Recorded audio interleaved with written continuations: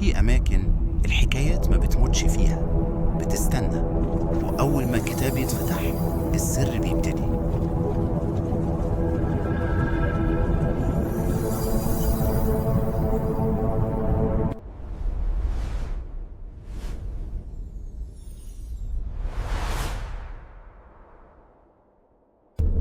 كنت دايما أكره آخر أوضة في الشقة، مش عشان ضلمة ولا عشان مهجورة، لكن عشان دايما كنت حاسس إن في حد جواها.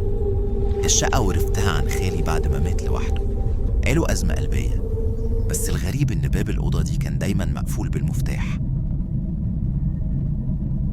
أول ما دخلت الشقة حسيت إن في أوضة هنا عمري ما هرتاح لها.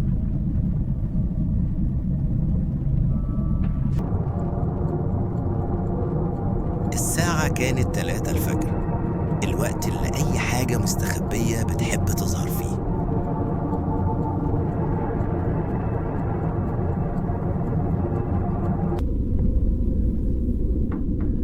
سمعت خبط، مش عالي بس كفاية يخلي قلبي يقف.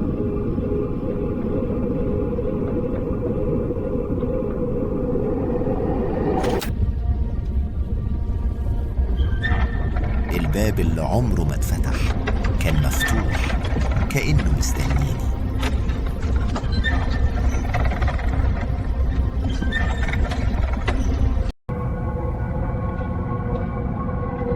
دخلت الأوضة ولقيت المراية قدامي، بس مش شايف نفسي.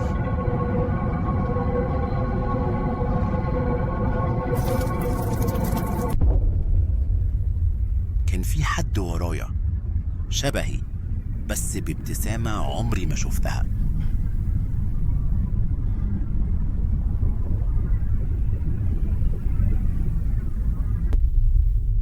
لفيت بسرعة، مفيش حد. رجعت بصيت تاني،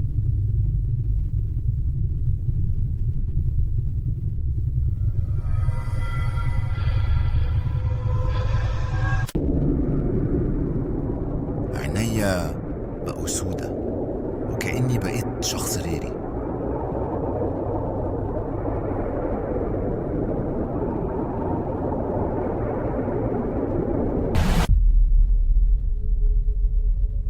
سمعت صوت. اتأخرت قوي، الأوضة كانت مستنياك.